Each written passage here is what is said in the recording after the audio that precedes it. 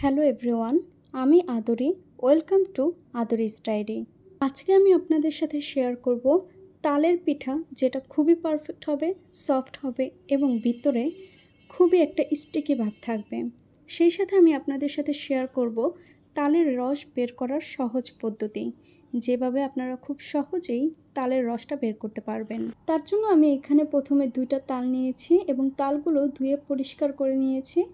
এখন আমি এই 2টা তাল থেকে একটা তাল আমি আপনাদেরকে একটু খুলে দেখাবো কিভাবে আপনারা সহজেই বাসায় এই তালের রসটা বের করবেন।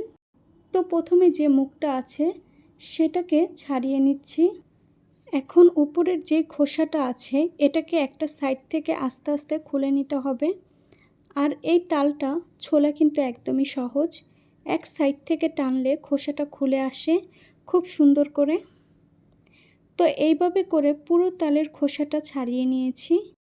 খোসাটা ছাড়িয়ে নেওয়ার পরে তালের মাঝখানে হাত দিয়ে তালটাকে 3 ভাগ করে নিচ্ছি। যেহেতু এখানে তালের 3টা বিচি রয়েছে, আর তালের মাঝখানে হাত দিয়ে একটু টান দিলেই কিন্তু বিচিগুলো ইজিলি খুলে আসবে। তারপর তালের ভিতরে আমি একটু সামান্য পরিমাণে পানি দিয়ে নিচ্ছি।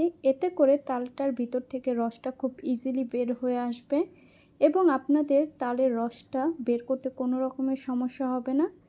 তাই আগে থেকে একটু পানি দিয়ে এটাকে 5 মিনিটের জন্য ভিজিয়ে রাখতে হবে। তারপর আমি একটি বোল নিয়েছি এবং এটার ভিতরে দিয়ে দিচ্ছি একটি জালি। এরকম জালি কিন্তু আপনাদের বাসায় সবারই কম বেশি থাকে। এখন আমি এই জালিটাকে একটু উল্টা পাশ করে নিয়েছি। এতে করে আমাদের এই তালটা ছাড়িয়ে নিতে সুবিধা হবে। এখন আমি এই তালটাকে খুব সুন্দর করে ঘষে তারপরে তালের রসটাকে ছাড়িয়ে নিচ্ছি। আর এভাবে করলেই কিন্তু আমার কাছে সবথেকে সহজ মনে হয়। পরবর্তীতে এটার থেকে আর ভিতরে কোনো রকমের ছিকলা ছাড়িয়ে নেওয়ার কোনো রকম ঝামেলা থাকে না। ইজিলি কিন্তু খুব সুন্দর মতো পিওর একটা রস বের হয়ে আসে। দেখতেই পাচ্ছেন অপর সাইডে কিন্তু এই তালের রসটা অনেকটা বের হয়ে এসেছে। ঠিক এইভাবেই আমি আমার এই তালটাকে পুরোপুরিভাবে ছাড়িয়ে নিচ্ছি একই পদ্ধতিতে। আপনারা যদি এই পদ্ধতি অবলম্বন করেন তাহলে খুব ইজিভাবে কিন্তু আপনাদের তালটা হয়ে যাবে। আমি ঠিক একইভাবে কিন্তু আমার তালের রসটাকে বের করে নিয়েছি এবং দেখতেই পাচ্ছেন তালটা কিন্তু খুব সুন্দরভাবে রসটা বের হয়ে এসেছে। আর যেহেতু তালের ভিতরে একটা তেতো ভাব থাকে, তাই এই তালের তেতো ভাবটাকে ফেলে দিতে হবে। যার কারণে আমি এটাকে একটি ছাঁকনিতে চেলে রেখেছিলাম। সেটা কিভাবে আপনাদের দেখিয়ে দিচ্ছি। এরকম একটা চালনি নিয়ে একটা পাতিলের ভিতরে এটাকে জাস্ট এভাবেই রেখে দেবেন। তাহলে দেখবেন এটার ভিতর থেকে এক্সট্রা যে তেতো পানিটা রয়েছে সেটা বের হয়ে আসবে।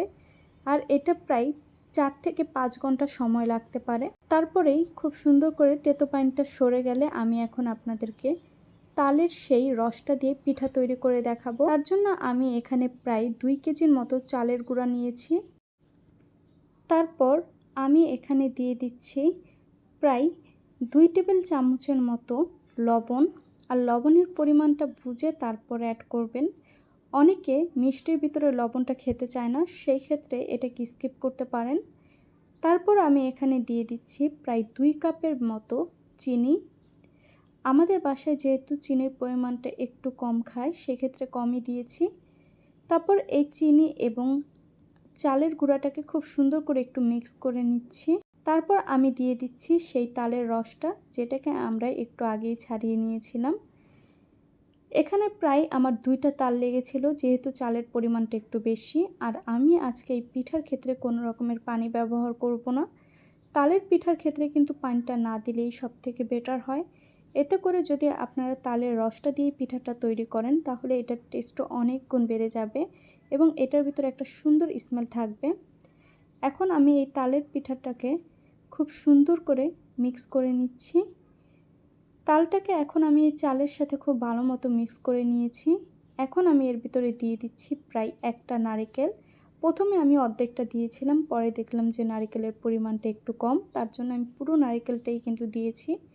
অর্ধেকটা দিয়েই কিন্তু আমি খুব সুন্দর মতো এটাকে আবারও মেখে নিচ্ছি। তারপর আরও অর্ধেক নারকেল আমি এটার ভিতরে দিয়ে দিচ্ছি।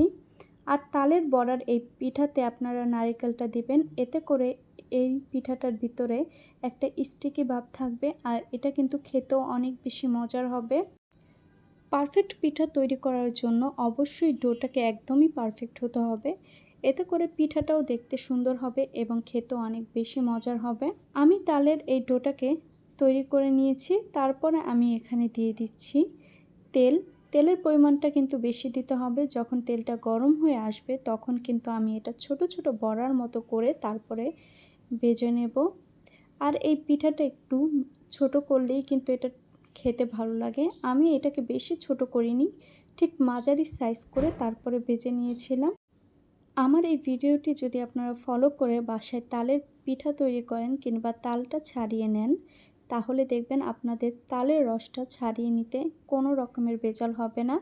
আর পিঠাটাও কিন্তু খুব সুন্দর মতো পারফেক্ট হবে।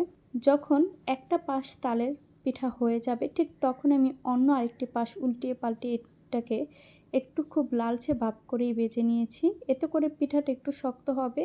আর তালের পিঠাটা একটু শক্ত খেতেই বেশি মজা লাগে। আর যদি আপনারা তালের পিঠাটা একটু নরম পছন্দ করেন সেই ক্ষেত্রে এটাকে একটু কম ভাজবেন। আশা করছি আমার এই ভিডিওটি আপনাদের কাছে ভালো লাগবে। যদি ভালো লাগে অবশ্যই আমার চ্যানেলটিকে সাবস্ক্রাইব করুন, পাশে থাকা বেল বাটনটিকে ক্লিক করে রাখুন এবং আপনার ফ্যামিলি এবং ফ্রেন্ডসের কাছে আমার এই ভিডিওটি শেয়ার করুন। তারপর আমি আমার পিঠাগুলো খুব সুন্দর করে ভেজে নিচ্ছি।